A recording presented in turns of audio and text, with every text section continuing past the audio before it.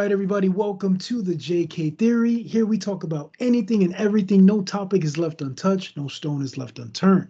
We give you the raw, real, and uncut. Now, before we get into it, I'm Jay, I'm Kay. It's your girl Chachi. and this is the JK Theory.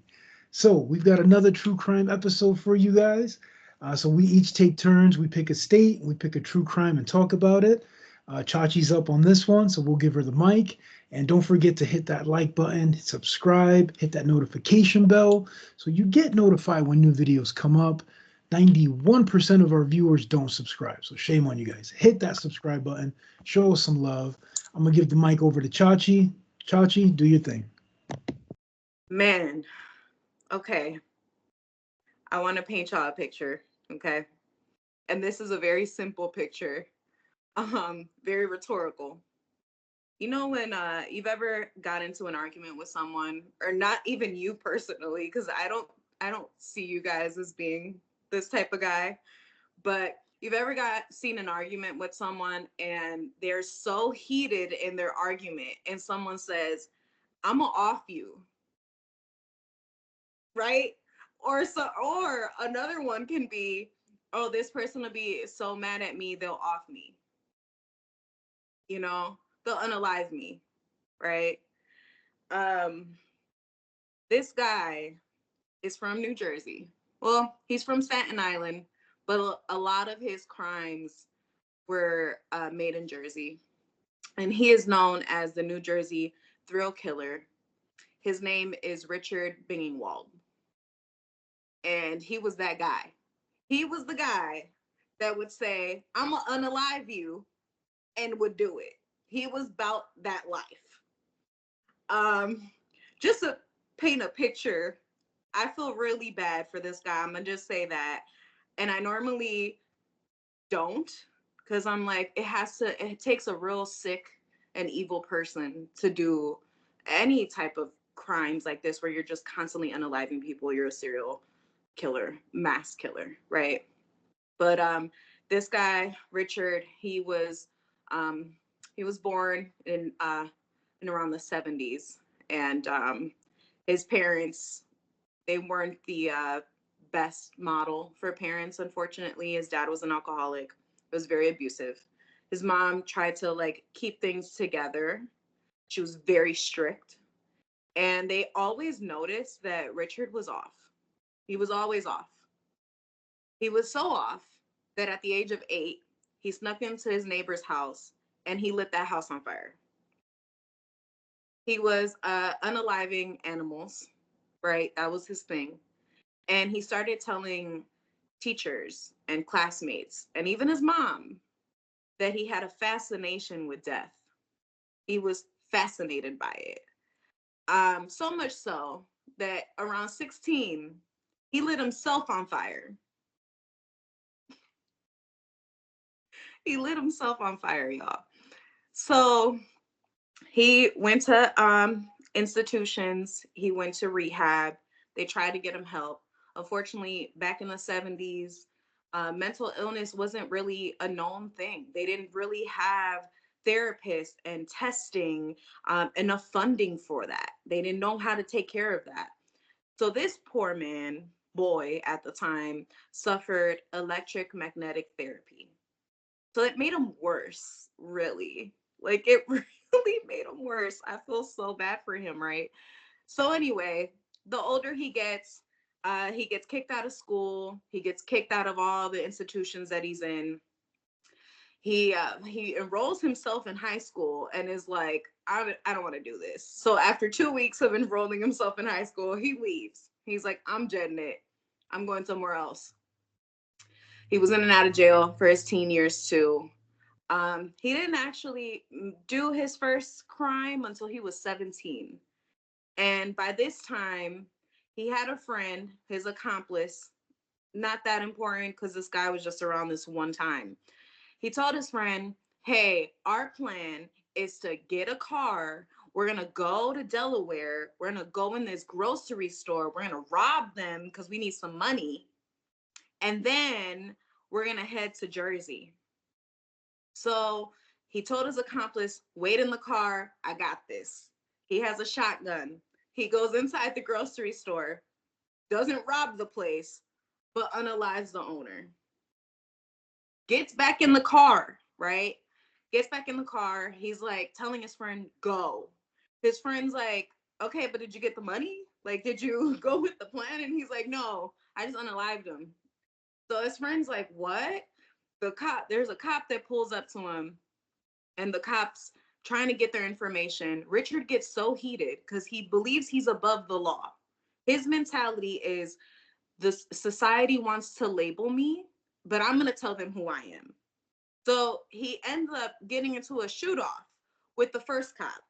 The first cop. Then they scurry away, and because they're speeding, he gets stopped again. At this point, there's another shootout between cops, and they don't stop him until he gets shot in the face. So Richard gets shot in the face.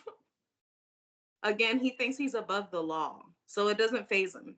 He's like, whatever, I got shot, big deal, right? Couple of years goes by, he's in and out of jail. They keep finding him not guilty for reasons of mental insanity. They see his record. They see that he's been in and out of therapy. He's been in and out of mental institutions. They see that he's just not all there, but they keep letting him get out of jail and on parole, because when he goes to jail, he's like the model inmate. He does everything right. So they're like, well, he's good when he's in here. He must be okay. He's doing a great job. Gets out of jail. And a couple of years go by. I don't want to give you guys all the details because it's a lot. Couple of years goes by, and he ends up finding a woman who is actually his mom's neighbor.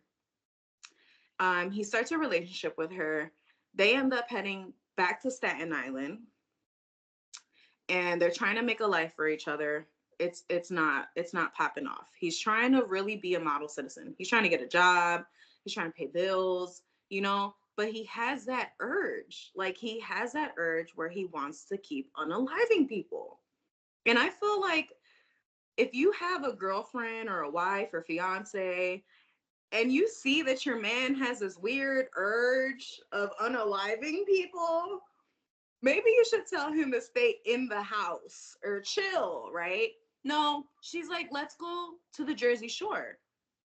So they move to the Jersey Shore, where then he partners with this other serial killer, and his name is Darren Fitzgerald.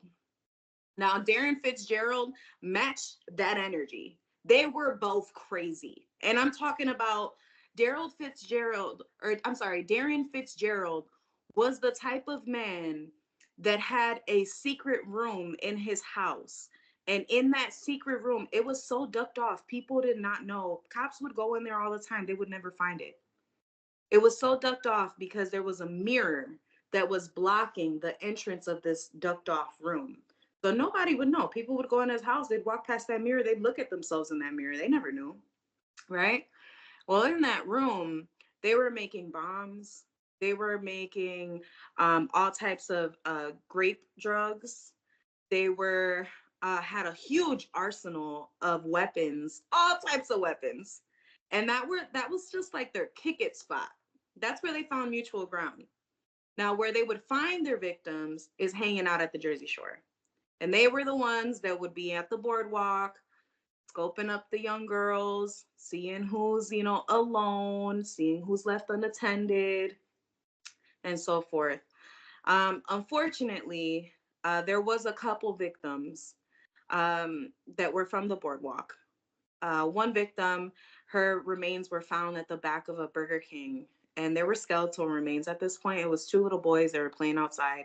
They stumbled across her remains. That opened up another investigation because they've been looking for this girl for like 6 months. So by the time the little boys found her, she was already bones. She had some skin on her. They were able to identify her through dental records, but they noticed that she had clothes on and no shoes. That was like one of their things. Why doesn't she have shoes on? Well, she was at the shore. She was chilling at the boardwalk. Her friend left her unattended for a couple minutes. Darren and Richard found her. They scoped her out. And Richard unfortunately unalived her, brought her back to his house, woke up his roommate, and was like, "Hey, I want to show you a body. Like, wake up. I got something to show you. Wake up. You could touch it and everything. It's in the car."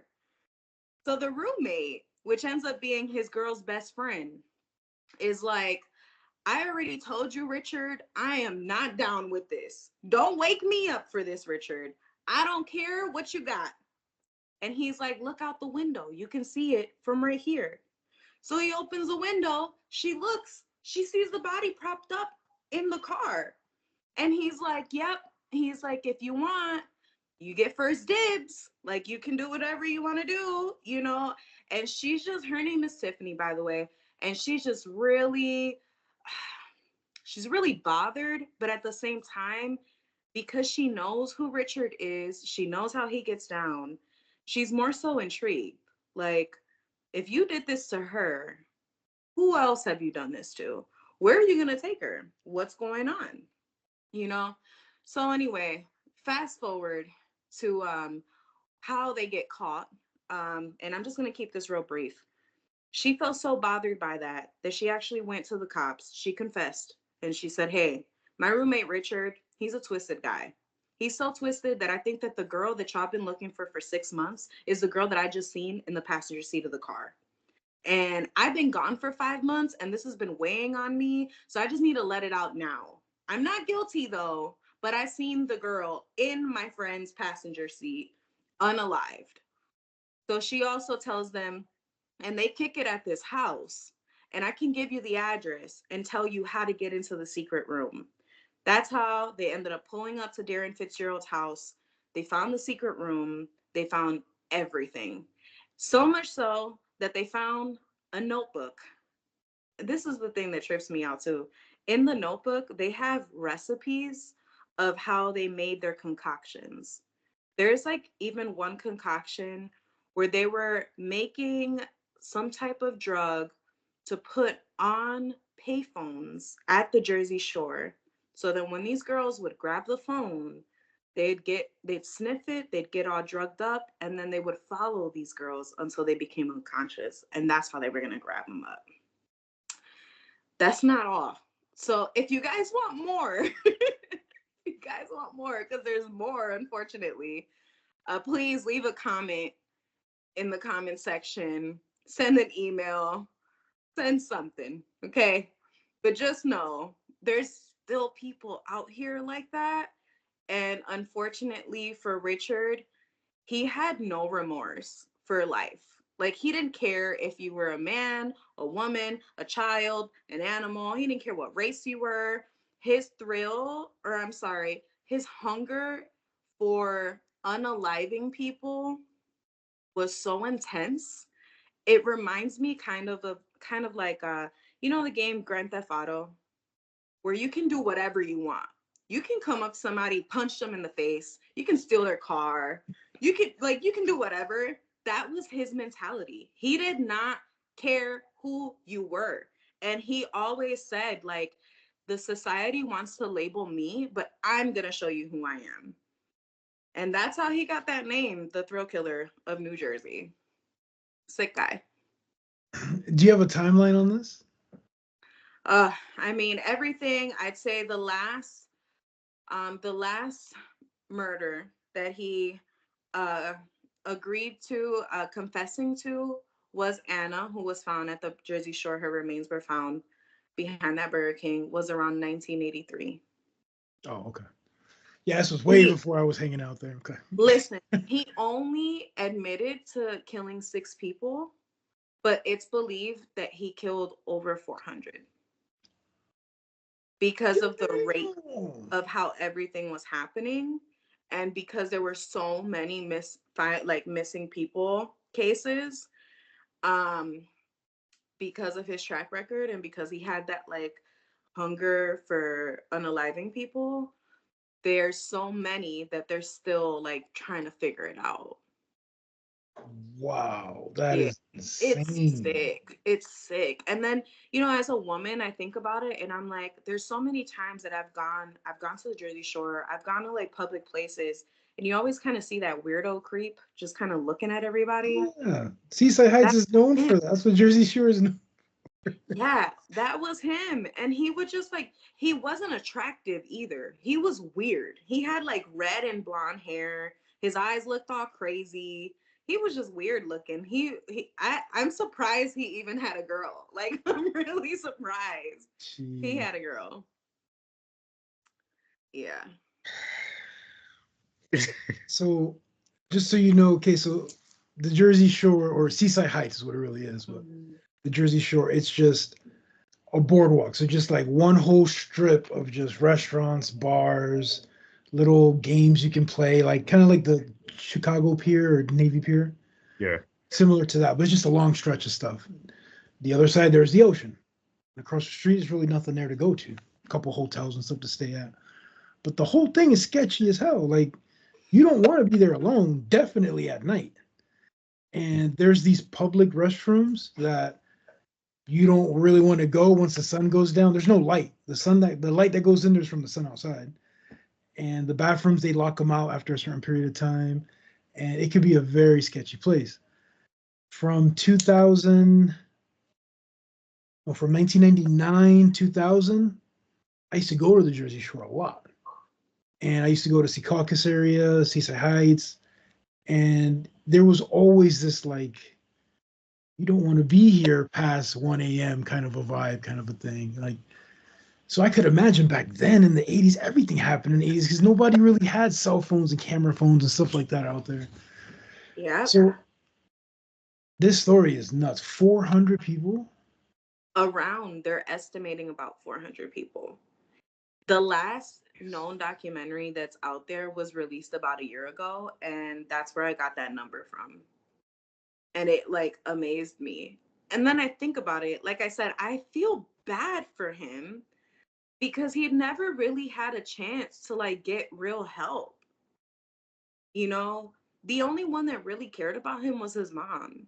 And even at that, she was a survivor of domestic abuse, you know, and she really was just trying to take care of her bad kid, you know, but he was so like infatuated with death, you know, he really didn't have a chance. He didn't have a chance. The fact that he set himself on fire, when I read that, I was like, wait a minute, this is next level. Lighting something on fire, that's one thing, but you're so infatuated with death that you want to experience it the closest way possible. I'm just gonna light myself on fire. What? So it's funny you say that because I'm like, there was a time I wanted to do that to me, but I'm a magician, so like that's Right. normal for us. But Sure. they should have gave the kid a magic book. Like, here you go, just do something. But something you mentioned that I thought was interesting was how he was the model inmate, right? Yeah.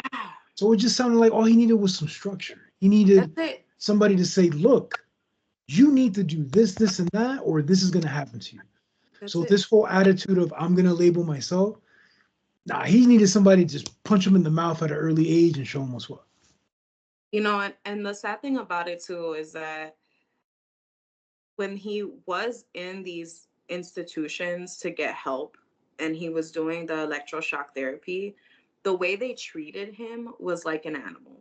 Like they would pour cold water on him, they'd pour like ice water, they'd have him sleep on the floor, you know, like there was no type of like humane I'm sorry, it was like inhumane treatment. You know, how else are you going to stabilize someone or even like normalize their feelings if you're treating them like an animal? Is it really treatment at that point? It's more like punishment. Like, okay, if you stop doing this, and I'll listen to what you got to say. It's not treatment. Yeah, no. And honestly, for him, I feel like he just learned how to disassociate from reality. You know, um, they did label him as schizophrenic when he was younger. I'm not a doctor or a therapist, but I wouldn't label him as schizophrenic. Who knows? I mean, he never said anything to what's known as far as hearing voices or seeing people. He just felt like I have the power. This is who I am. I can do whatever I want. if I'm gonna unalive you and I say it, I'm gonna do it. And that's just who he was. Is he still alive or did he pass? He did pass. Okay. Hmm. Did he pass in jail or was he unalived? Like, did he get his TV turned off? Like, what happened there? I'm not gonna tell you. I'll tell you in the deep dive. How about that? I like that. I like I'll that. tell you in the deep dive. It's a lot. It's a lot. What blows my mind is that, yeah, he's the model inmate. There's one part where one of the one of the detectives come to see him in jail, and they tell him, "Oh, your hair." They point out his hair, how he has orange and yellow blondish hair, and it's natural. Like he didn't dye it or anything. And the detective's like, "Man, like your hair is so different. It's so unique, you know?" And he got that, and he kept like playing it in his head to where a couple days later they had to pull him to identify him in a lineup for another case. He shaved his head off. He Oh, shaved his head, he shaved his hair, so he knew how to manipulate. He was very observant, you know, and he knew how to manipulate um, law enforcement. Honestly, if he wasn't fighting them, he was playing along with them. Really. Hmm. wow. Yep. So, Richard Bingingwall, also known as the New Jersey Thrill Killer. That's crazy. That phrase, that title, thrill killer, that sounds familiar, but I've never heard the story before. That's crazy. Yep. So if you guys like the story, and I know you guys did, give us a thumbs up, leave a comment. You want to reach out to us directly, hit us up with the email, thejktheory@gmail.com. If you want us to do a deep dive, let us know. Give us some feedback. So until next time, I'm Jay, I'm K. It's your girl Chachi. and this is the JK Theory. Peace. Man, I will Shit. never look at like the Jersey Shore or Seaside Heights the same way again. Like that's just creepy as hell. Did he have kids? No, Okay. Thank his God. wife. His wife was 16 years old.